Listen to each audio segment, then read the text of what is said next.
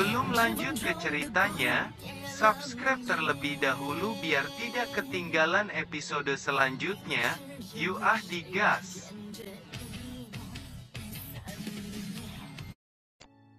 Melanjutkan dari cerita sebelumnya, Ketua Aliansi Bayangan bergerak mundur untuk menghindari panah teratai api Xiaoyan. Jelas serangan Xiaoyan memiliki efek yang sangat menakutkan. Meskipun Ketua Aliansi Bayangan berada di bintang 9 menengah, tetapi dia sama sekali tidak bisa menolak api surgawi Xiaoyan. Gelombang api terus melebar seakan-akan ingin menelan Ketua Aliansi Bayangan. Xiaoyan tersenyum dingin, meskipun panah teratai api sudah terhalang selama 3 kali. Dan kecepatannya menurun tetapi kekuatannya masih menakutkan. Sementara panah teratai api mengejar Ketua Aliansi Bayangan. Api surgawi muncul di tangannya, dia melesat dan mengejar Ketua Aliansi Bayangan. Bahkan kecepatan yang dimiliki Ketua Aliansi Bayangan tidak bisa dibandingkan dengan Xiaoyan. Dalam menghadapi situasi ini, Ketua Aliansi Bayangan mengeluarkan kelopak bunga darah ke arah Xiaoyan. Xiaoyan merasakan kekuatan jiwa yang sangat kuat dari bunga darah itu. Kekuatan jiwa ini menutupi seluruh area medan perang dan sumber dari kekuatan jiwa ini berasal dari Ketua Aliansi Bayangan. Ketua Aliansi Bayangan merupakan suku iblis jiwa, itu berarti di dalam tubuh Ketua Aliansi Bayangan terdapat roh hantu. Kalau tidak mungkin Ketua Aliansi Bayangan melepaskan kekuatan jiwa yang kuat seperti itu. Bunga-bunga merah yang mekar di tangan Ketua Aliansi Bayangan benar-benar memiliki ancaman yang terlihat bagi Xiaoyan. Udara di sekitar seakan-akan ditutupi oleh kabut tebal. Panah teratai api yang mengejar Ketua Aliansi Bayangan tiba-tiba berhenti. Xiaoyan bisa merasakan dengan jelas kekuatan jiwa yang agung menghalangi gelombang api yang diciptakan oleh Xiaoyan. Bunga-bunga merah mekar menyebarkan kelopak bunga di seluruh pasukan Soku Mansion. Sepertinya Ketua Aliansi Bayangan ingin menarik seluruh jiwa ribuan orang yang berada di sangkar hitam. Reinkarnasi Buddha Lotus Flame, teriak Xiaoyan. Setelah kata-katanya jatuh, 2 cakram hitam dan putih muncul di langit. Kekuatan jiwa yang kuat mengisap sebuah gelombang jiwa yang dipancarkan Ketua Aliansi Bayangan. Semua mata dari puluhan ribu orang menyaksikan pertempuran sengit antara Xiaoyan dan Ketua Aliansi Bayangan. Mereka tahu kehidupan mereka tergantung pada Xiaoyan. Oleh karena itu mereka berharap Xiaoyan mampu mengalahkan Ketua Aliansi Bayangan. Bajingan, bahkan dia memiliki kekuatan jiwa yang sangat kuat. Saya tidak menduga bahwa lawan terbesar sebenarnya bukan 3 leluhur. Tetapi bajingan Xiaoyan ini, jika bocah itu diberi waktu maka tidak ada seorang pun yang mampu melawannya. Ucap Ketua Aliansi Bayangan. Melihat kedua cakram yang dilepaskan oleh Xiaoyan itu benar-benar mengejutkan Ketua Aliansi Bayangan. Saya tidak percaya bahwa tujuan saya selama ribuan tahun akan dihancurkan oleh bocah ini. Setelah kata-kata itu jatuh, dia melepaskan semua kekuatannya. Kekuatan jiwa rana ilahi tahap menengah meletus dari tubuhnya. Itu meruntuhkan kedua cakram yang diciptakan Xiaoyan. Namun meskipun kedua cakram runtuh, setidaknya semua gelombang jiwa sudah dilahap bersih oleh kedua cakram Xiaoyan. Ketua Aliansi Bayangan tersenyum dingin setelah berhasil menghancurkan reinkarnasi Buddha Lotus Flame.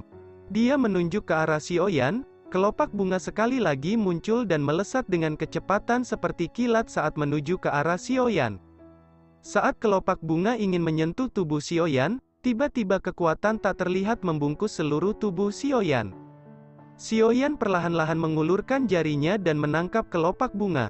Kelopak bunga berputar-putar di jari-jari Xiaoyan. King Hou dan Penatua keempat yang menyaksikan kelopak bunga di tangan Xiaoyan, mereka tiba-tiba ingat sesuatu. Bukankah kelopak bunga ini berasal dari roh hantu peringkat ketiga? Ucap King Hou. Penatua keempat mengangguk lalu berkata, roh hantu ini mampu menghidupkan jiwa-jiwa yang mati untuk bertarung. Pantas saja Ketua Aliansi Bayangan memiliki pasukan hantu untuk membantunya. Ucap Penatua keempat. King Hou berteriak dengan keras kepada Xiaoyan.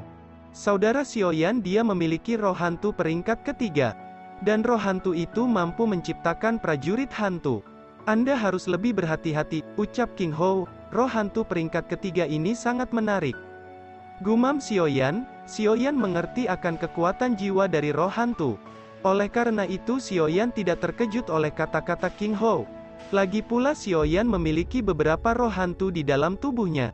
Setelah itu Xiaoyan menggenggam kelopak bunga di tangannya. Dia memandang ketua aliansi bayangan dengan senyum di sudut mulutnya. Terdapat ketua aliansi bayangan benar-benar membeku melihat kejadian ini. Bagaimana mungkin, Anda hanya kekuatan jiwa ilahi tahap awal?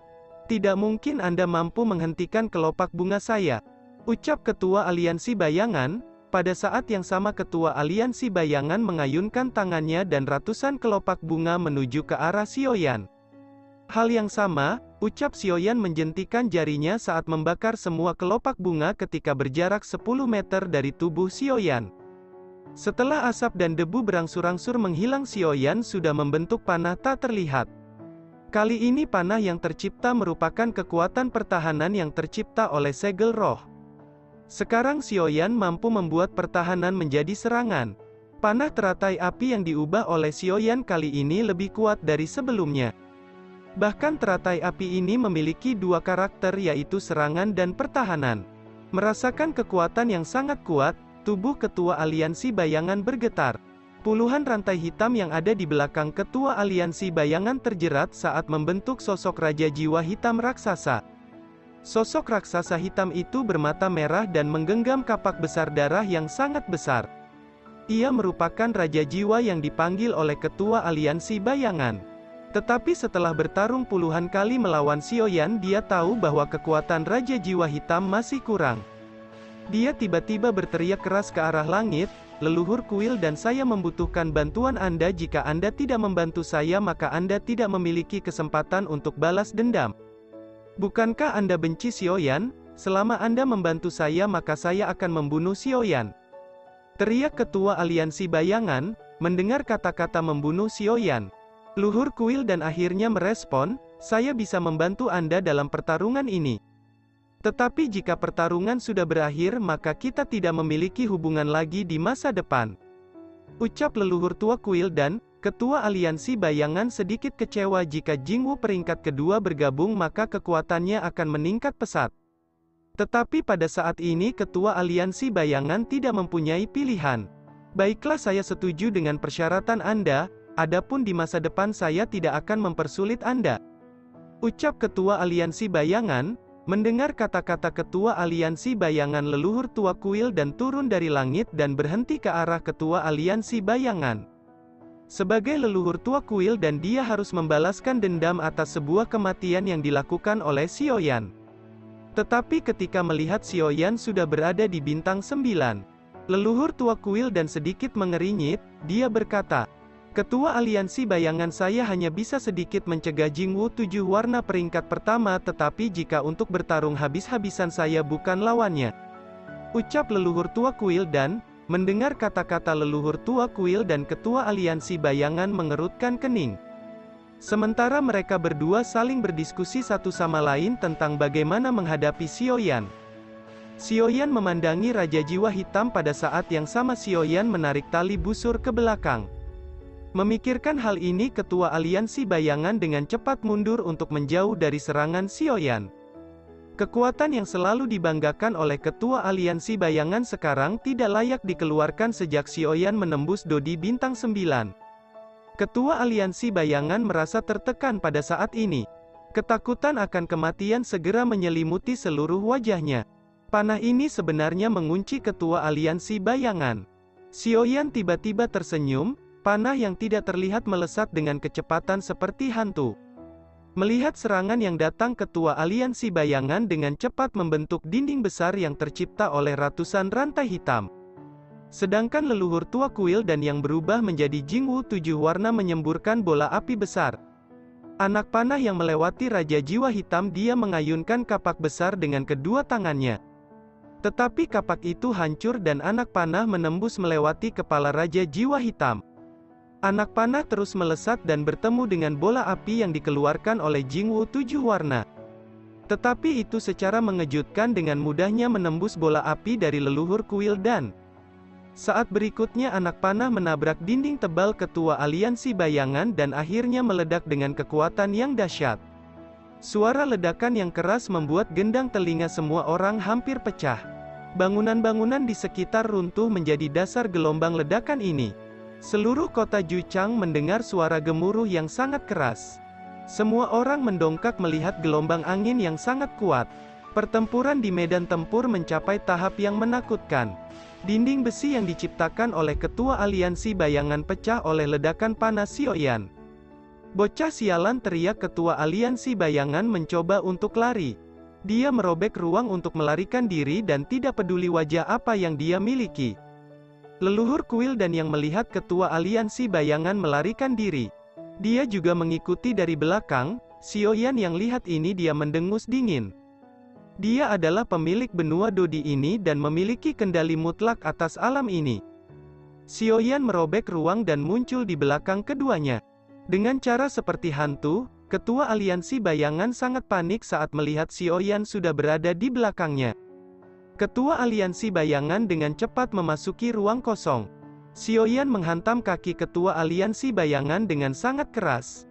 Jeritan kesakitan terdengar, namun meski begitu ketua aliansi bayangan dan leluhur kuil dan berhasil memasuki ruang hampa dan menghilang. Bajingan mereka sebenarnya melarikan diri dengan sangat cepat. Pada saat ini Sioyan berdiri di udara dan menatap ke ruang yang telah tertutup. Sioyan berbalik dan memandang puluhan ribu tentara.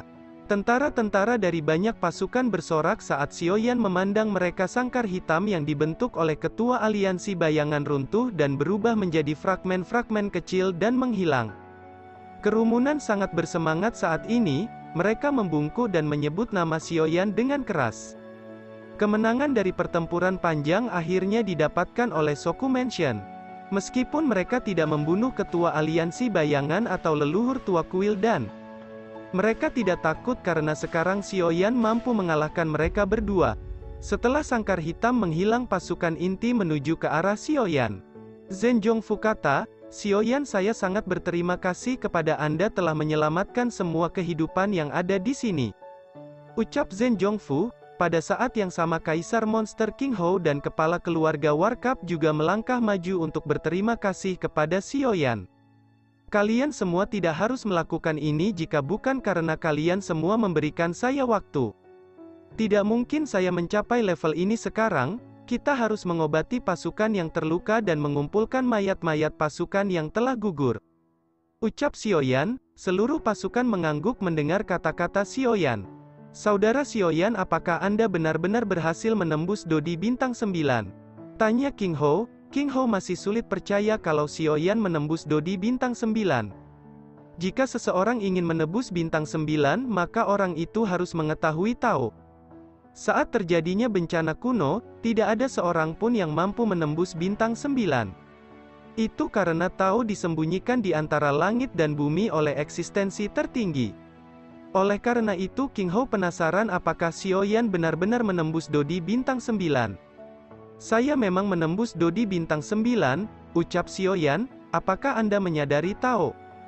tanya Zhen Zhongfu. Zhen Zhongfu merupakan bintang 8 puncak dan dia ingin mendengar bagaimana cara Sioyan menyadari Tao. "Kaisar Zhen Zhongfu, saya memang menyadari Tao, tetapi saya tidak tahu cara menjelaskannya kepada Anda. Saya akan menceritakan sebenarnya bagaimana cara saya menyadari Tao. Saya rasa Anda pasti ingat ketika benua Doudi ditutupi oleh kegelapan, saat itulah saya berada di Bahtera untuk menyadari Tao." Ucap Sioyan. Zhen Zhongfu terkejut mendengar ini. Dia secara alami menyaksikan saat benua Dodi dipenuhi oleh kegelapan. Namun Zhen Zhongfu saat itu tidak bisa melihat benda apa yang menutupi langit. Di sisi lain King Hou, Kaisar Monster dan Penatua keempat juga terkejut mendengar kata-kata Sioyan. Jadi saat langit dipenuhi kegelapan dan kemunculan Jingwu 7 warna berkaitan dengan Sioyan. "Ayo kita pergi ke aula kuil dan mungkin kita bisa menemukan sesuatu yang baik di dalamnya," ucap Sioyan. Setelah itu semua orang menyelusuri bangunan-bangunan kuil dan yang telah runtuh. Semua bangunan menjadi reruntuhan kena pertempuran bersejarah ini. Saat melihat aula kuil dan yang hancur, Sioyan mulai memikirkan sesuatu. Lokasi kuil dan memang sangat bagus meskipun aula ini hancur, tetapi itu bisa dibangun ulang, ucap Sioyan memiliki makna besar dalam perkataannya. "Saudara Sioyan, apakah maksud Anda tempat ini akan Anda kelola?" ucap Zhen Zhongfu. Itu benar, saya ingin membangun tempat ini dan mendirikan asosiasi alkemis untuk klan Yao, ucap Xiaoyan. Kali ini saudara Xiaoyan memiliki pemikiran yang sangat bagus. Ketika tempat ini telah dibangun, saudara Xiaoyan harus mengundang kami untuk minum teh bersama, ucap ketiga kaisar. Saya pasti mengundang Anda semua, sekarang sudah saatnya bagi klan Yao untuk bangkit, ucap Xiaoyan. Beberapa prajurit berjalan menuju Xiaoyan untuk melapor. Tuan Xiaoyan, ada beberapa murid kuil dan yang selamat. Apa yang harus saya lakukan kepada mereka, ucap prajurit itu. Xiaoyan yang mendengar laporan itu, dia menoleh dan menemukan bahwa yang selamat adalah penatua kuil dan. Namun kondisinya saat ini terluka cukup parah. Biarkan penatua itu hidup, saya ingin menanyakan sesuatu padanya, jika ada lainnya yang tersisa bunuh tanpa ampun, ucap Xiaoyan. Setelah memberikan instruksi, prajurit itu mengangguk dan mengurus medan kekacauan. Xiaoyan memandang penatua kuil dan lalu berkata, apakah Anda tahu di mana Baijin sekarang, tanya Xiaoyan. Baijin, apakah bocornya informasi kuil dan berkaitan dengan pelacur itu, teriak penatua kuil dan. Mendengar kata-kata penatua kuil dan, Xiaoyan menendang mukanya. Anda tidak diizinkan mencaci orang-orang saya. Anda hanya perlu menjawab di mana dia sekarang. Jika Anda tidak memberikan jawaban yang memuaskan, maka saya akan membuat Anda merasakan penderitaan seumur hidup Anda, ucap Xiaoyan. Penatua itu sangat ketakutan, segera dia menjawab dengan cepat. Setelah berita kuil dan bocor Baijin menghilang tanpa jejak. Pada awalnya semua kuil dan tidak ada yang mencurigai Baijin. Karena itu tidak ada satupun dari kuil dan yang mencari keberadaannya, ucap penatua itu.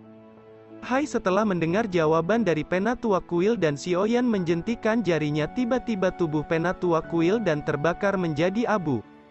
Xiaoyan menoleh lainnya lalu berkata, mari kita lihat luka-luka dari ketiga lulur tua dan Guiyin, ucap Xiaoyan.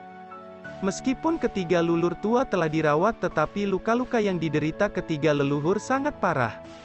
Sedangkan Guiyin, Xiaoyan tidak yakin bisa menolongnya. Oleh karena itu Xiaoyan ingin melihat kondisi mereka.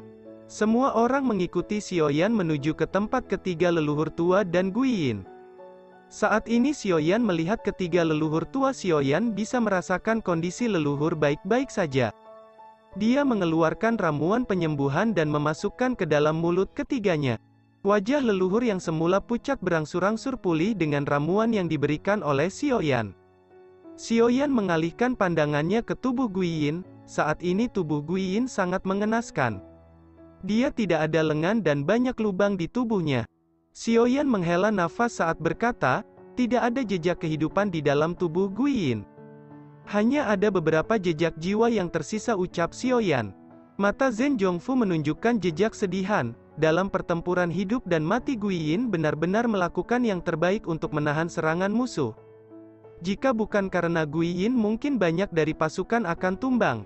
Saudara Xiaoyan, dapatkah Anda menyelamatkannya? Anda juga melihat dia sudah menembus kesalahannya dengan berjuang mati-matian demi kemenangan pasukan kita, ucap Zhen Zhongfu. Saya akan melakukan yang terbaik untuk menolong Guiyin, ucap Xiaoyan. Setelah kata-kata Xiaoyan jatuh, kekuatan jiwa yang agung membungkus tubuh Guiyin. Xiaoyan mengarahkan telapak tangan ke arah kepala Guiyin. Kekuatan roh hantu dengan cepat mengumpulkan jiwa-jiwa Guiyin. Pada saat ini manik-manik cahaya terkumpul di kepala Guiyin dan perlahan-lahan manik-manik itu membentuk bayi. Saudara Xiaoyan, apakah ada kemungkinan untuk membentuk kembali tubuh untuk Guiyin, ucap Zhen Zhongfu.